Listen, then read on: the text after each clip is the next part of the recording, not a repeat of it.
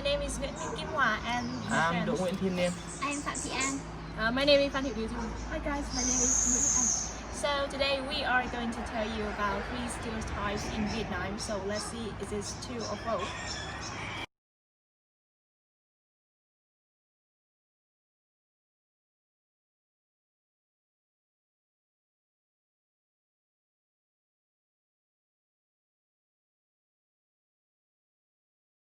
Hello everyone, my name is An.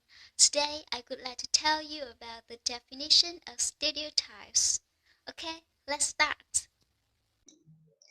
Before start, I have a question.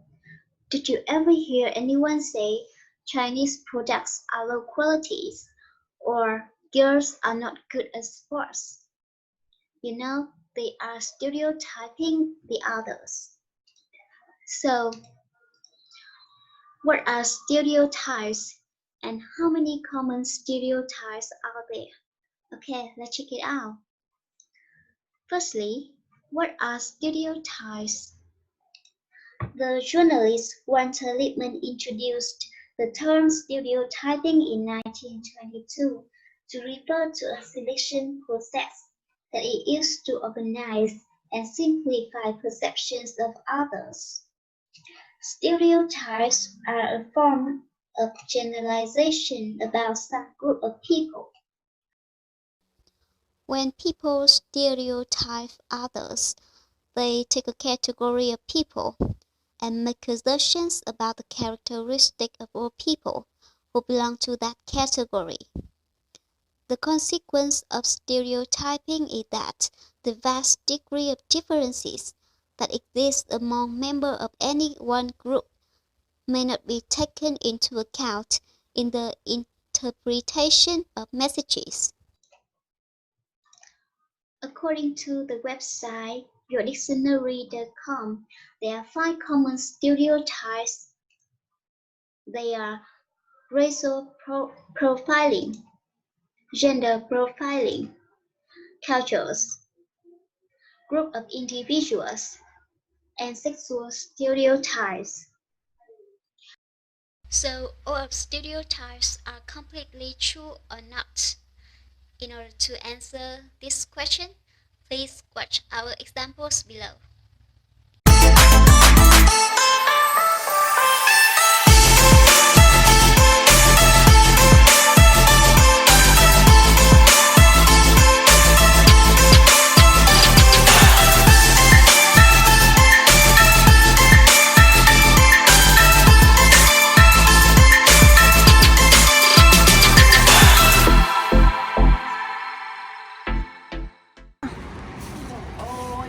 Lắm rác thế chứ.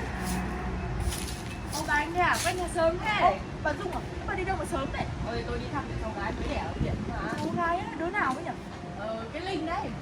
Thế à? Thế mà đẻ lâu chưa? Trai hay gái? Mới đẻ ấy mà, bây giờ là con trai. Con trai à? Ôi thế là có người lựa tông đường rồi. Trời ơi, cả nhà lo lắng lắm đấy. Thế thì đặt tên là gì? Đặt tên á, chưa biết tên là gì nhưng mà cứ đặt tên là Mít đã. Mít á? Trời ơi, tôi thấy thời này chúng nó toàn đặt tên kêu, tên nọ, tên kia ấy, hay lắm. Thế nhưng mà sao nhà mình lại đặt tên là Mít à? Trời ơi, để tôi nói cho bà nghe nhá. Hello, Miss Now, my teacher, and everyone. My name is Phan Thị Dung. I'm in Group 4. As you can see in that my short video, have you ever thought that all the children in Vietnam had a bad name when they are just born? Or did you hear that putting a bad name for a child which made them easier to nurture? Is the statement complete true? Of course not. So why not?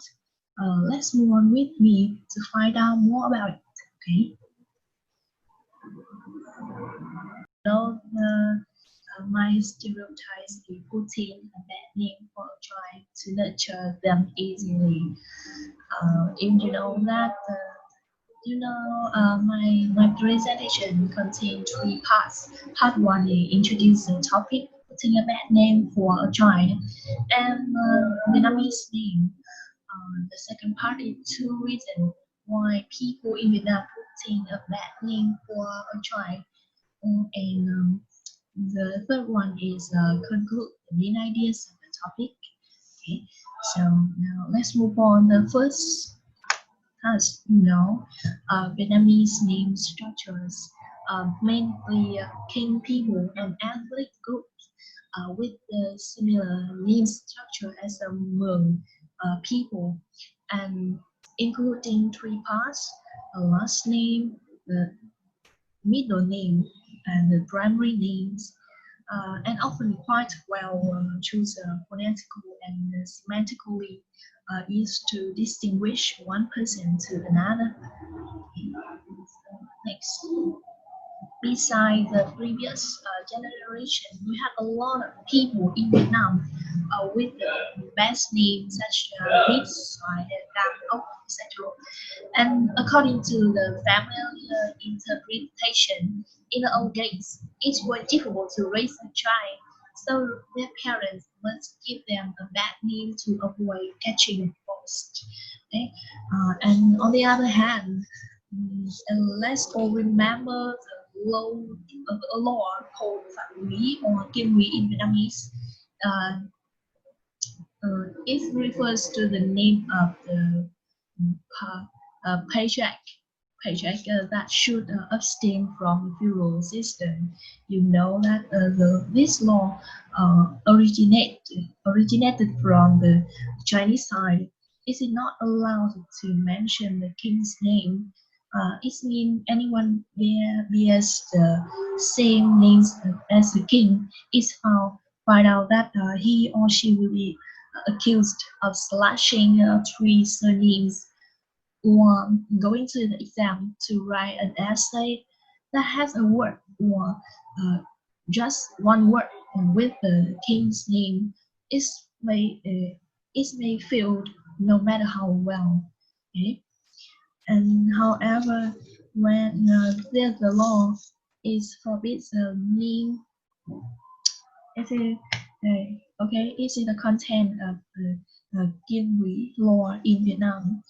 And however, the Chinese law only forbids the name of the king, but when it penetrate in Vietnam, it's changed because of the lacking information. The law was changed a little bit. And for instance, beside forbidding the king's name, it also forbids the title of the king's childhood nicknames and the names of prince or princess and the children of the kings. According to dictatewordpress.com, you can see no king or no princess or prince use a bad name, which is the reason why the civilians use some kind of name of food, juice, or tune to name their children. The statement putting a bad name for a child, which made them easier to nurture, is incomplete true for every child. Yeah? It's in the old information I want to mention for you. Okay, thank you for listening.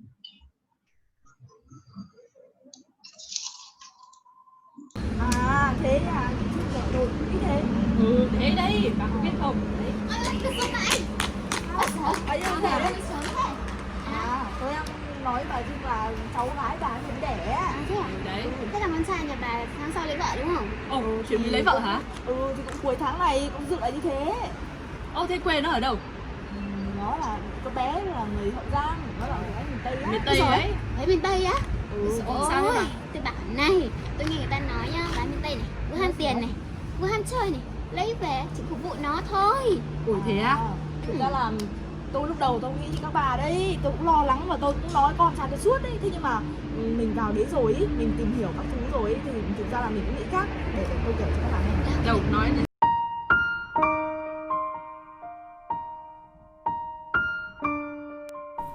Hello teachers and guys, my name is Anh. As far as we know, many people believe that girls in southwestern in Vietnam are greedy for money, or they love money, or they are parasitic on their husband. From my point of view, I don't think it is really true. So today, I'm gonna share with you some points about these stereotypes to see if this is really true or not.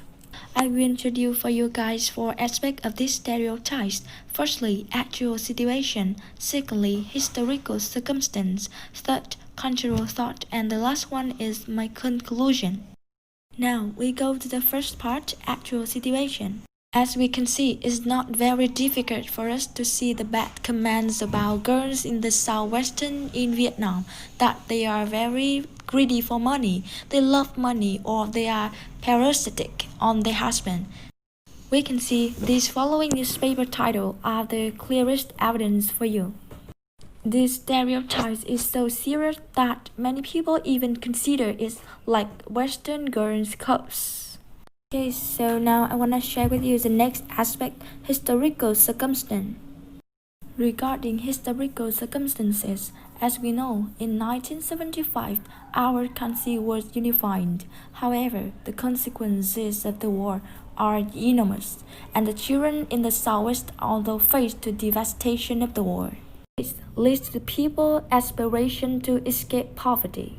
The next aspect I want to share with you is cultural thought. Regarding cultural ideology, remnants of the pre-existing thought of favoring men and disdain still exist in the part of the people. Therefore, many people believe that girls do not need to go to school very much. Children just need to take care of the family.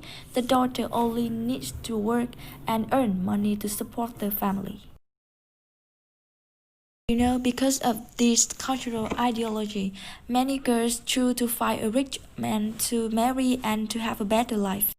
After getting married, because they don't have proper schooling, these girls have a hard time to get a good job. Moreover, they also have this responsibility to do housework, to take care of their family.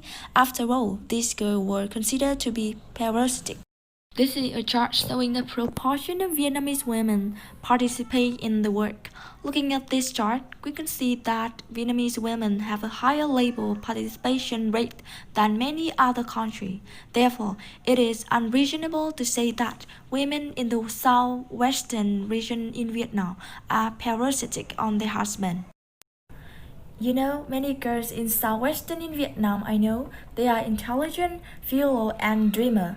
I believe that each region has many different types of people with many different lives. Therefore, this stereotype is short-sighted observation. We should not look at the department to evaluate a region. Đấy, các bạn mình con bé mà tí nó thế. Ok là đi đâu đấy? Chào mấy bạn, tôi sang ngân hàng đổi điểm tiền. Sao không đi xe máy đi, đi bộ này? Xong rồi tôi taxi. Trời ơi, con trai nước ngoài nó nhiều tiền dạo này thế vẫn lẽ không? Trời ơi, làm gì có đâu bà, phải gửi thêm cho nó cơ mà. Phải gửi nữa. Tôi đang bận lắm, mình đã nói chuyện sau nhé. Đi nhé. In many people's opinion, studying abroad is very costly. So any family with children who are overseas students must be rich. Thus, it might be bursting with envy. They give overseas students an unfriendly look. There are thoughts that have turned into bad stereotypes that are hard to break, such as more traveling than studying, being a playboy or playgirl. But most people do not understand, after all these prejudices, they also have their own sufferings. Let's find out stereotypes that overseas students have to face.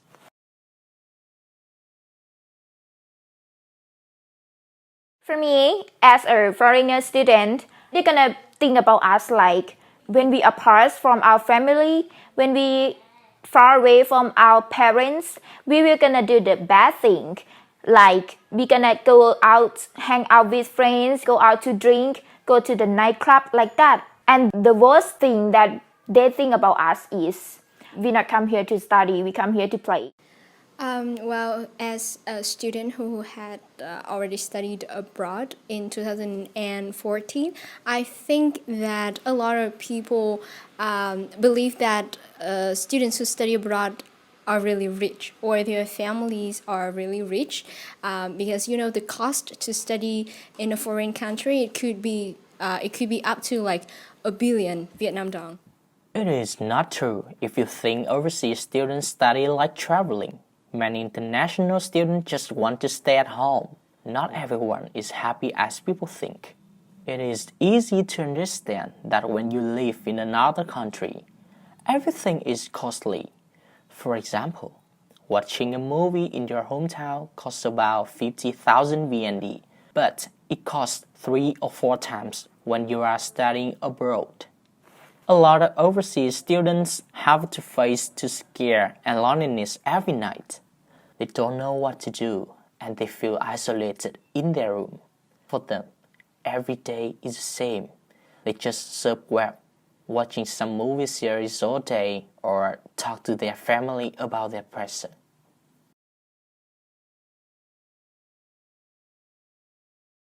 No, I've never. I don't care what people think about me. For me, I know what I'm doing. Well, besides the stereotype of being really rich, a lot of people also believe that I'm really good at both academic and also doing all the extracurricular activities, because I told them that I got a scholarship, like a full scholarship to study abroad. But a lot of students got full scholarship because of their potentials, like what they can do and what they may be able to do in the future. It's not like that person is really good at a particular thing at that moment. People who study abroad often have two kinds of stereotype that I was also under pressured being a student studying abroad. The first one is being really rich, and the second one is like being really good at something. Besides the prejudices about debauchery, overseas students have to be suffer from many other stereotypes, and one of those is rich. Let's see what international students think if people say they are rich. I don't think like that because we come here to study. We don't come here to spend money. We come here because we are part from our family.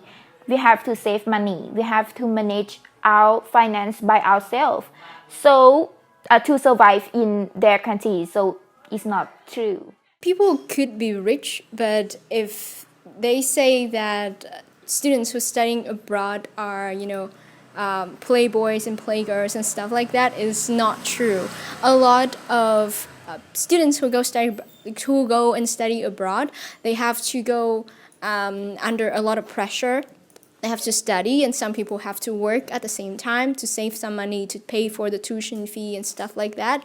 And they are also under pressure of being homesick, being away from home, and they do not have anyone to take care of them and stuff like that. So playboys and playgirls among students who study abroad is just a minority. It is common to see that many families lease their house for making money to help their children study abroad while they are living in a temporary accommodation. Sometimes that amount is not even enough, so they have to borrow money to spend on their children first. After that, they pay the debt gradually. There are many overseas students study abroad by full scholarships. Their family might be not rich, but they try to accumulate money to promote their children. In foreign country, a lot of international students do a part-time job outside learning time for making money to pay their bills monthly. Sometimes, the work time might up to 8 hours. Many overseas students choose countries to study abroad such as Germany, Australia, Japan, just because tuition fees are not too high and they also have a work for supporting family. It is undeniable that the tuition fees of international students are quite expensive. But in return with a valuable international university degree, many international students return home and quickly become money-making machines. As long as they are diligent, they will quickly get back the capital spent. Not only the above prejudices, many people give international students an unfriendly look. Few people understand that when they go to school like that, they have a lot of sufferings.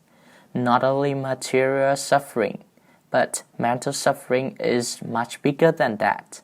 Please give them a more favorable view. now I'm going to tell you why it's important to challenge the stereotypes and what we have learned after this project.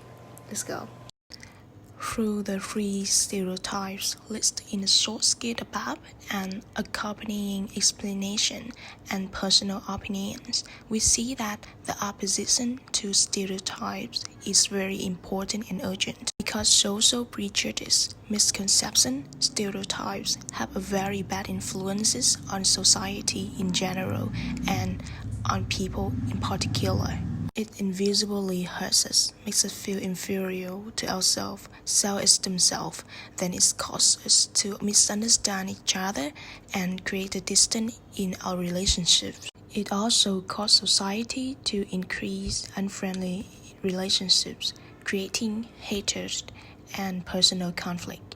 More seriously, it can lead people to a dead end and injure themselves to kill themselves. For example, according to the Southstar.vn, an average of 80% of people of the third sex have depressions. 5% of them choose to commit suicide after coming out with their real sex, all because of the impact of social prejudice and stereotypes. So let us be really alert to acknowledge, judge, and evaluate others and consider whether the prejudice and stereotypes and the conception that we hear are true or false by actual experience. Through this project, I have learned a lot in terms of knowledge. We have learned about so many different cultures, in which there are many strange and interesting cultures. What we learn is really opened our eyes.